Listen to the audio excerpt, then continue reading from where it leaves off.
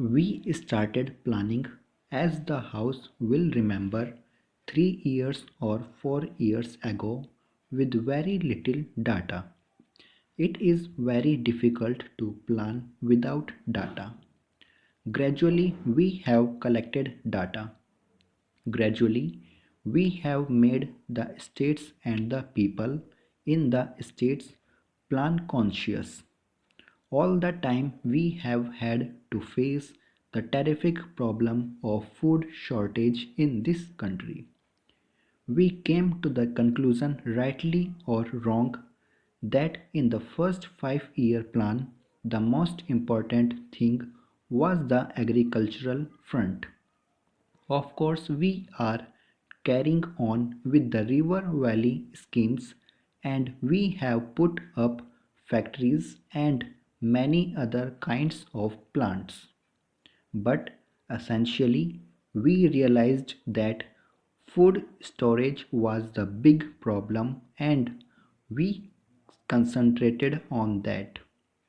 We did that because we felt that unless we had a strong food basis, our industrial efforts might well be bogged down. Honorable members who have studied the history of other countries probably know that too much stress on heavy industries has produced difficult problems in those countries. In fact, the price paid for rapid industrialization has been terrific in some socialistic countries. I am certain that no country with any kind of parliamentary democracy can possibly pay it. Maybe where there is a dictatorship with an army behind it, they may be able to do it. But even a dictator cannot go too far without the consent of the people. Real progress must ultimately depend on industrialization. That industrialization ultimately depends on heavy industries.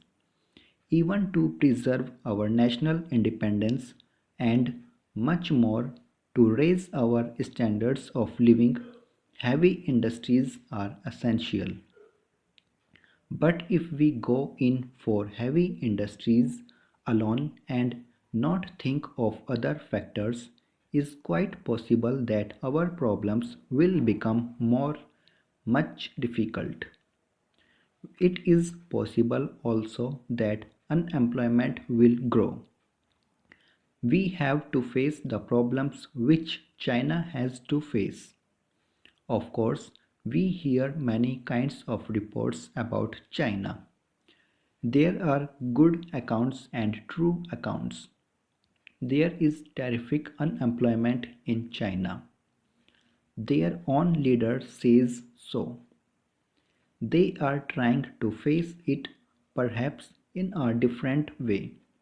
The same problem comes up before us.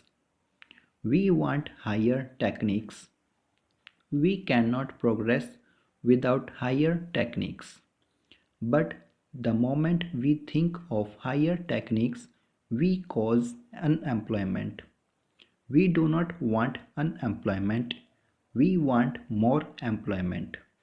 We want that no one be unemployed here. People talk about the public sector and the private sector. Does the House realize that the biggest and the overwhelming part of the private sector is the private sector of the peasants in India?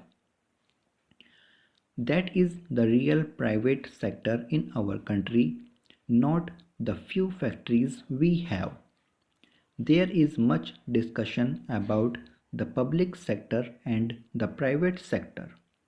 I said the other day and have said it more than once that I attach great importance to the public sector.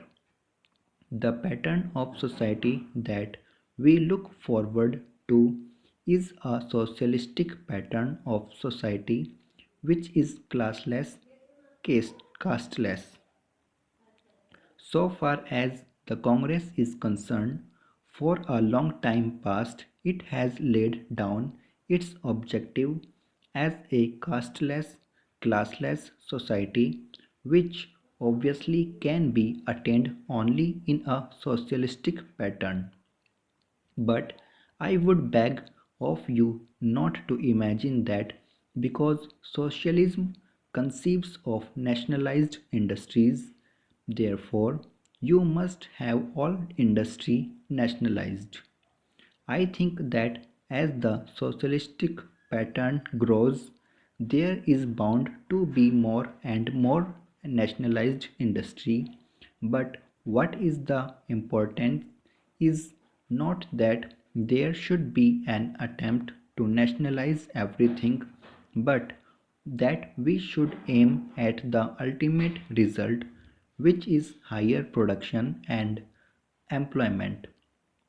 If by taking any step you actually hinder the process of production and employment from growing, then that does not lead you to the socialistic pattern.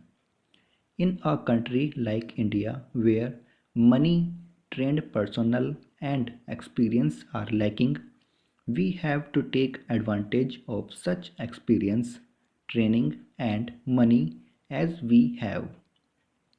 We want to make this business of building up India a cooperative enterprise of all the people. We try to avoid conflicts and try to avoid taking steps which have a chilling effect on this pattern. We want to go ahead in regard to production and employment. That is the vital thing.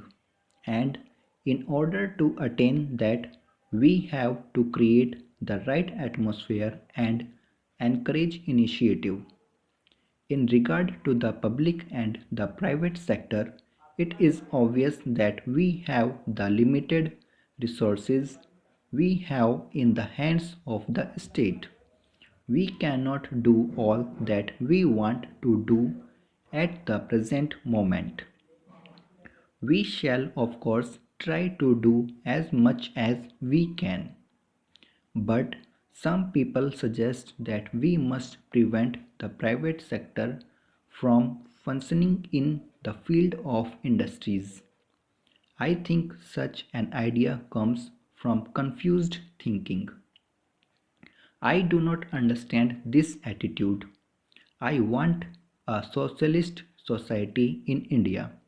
I want to get out of this framework of an acquisitive society, but I am not going to get it by merely passing resolutions, etc.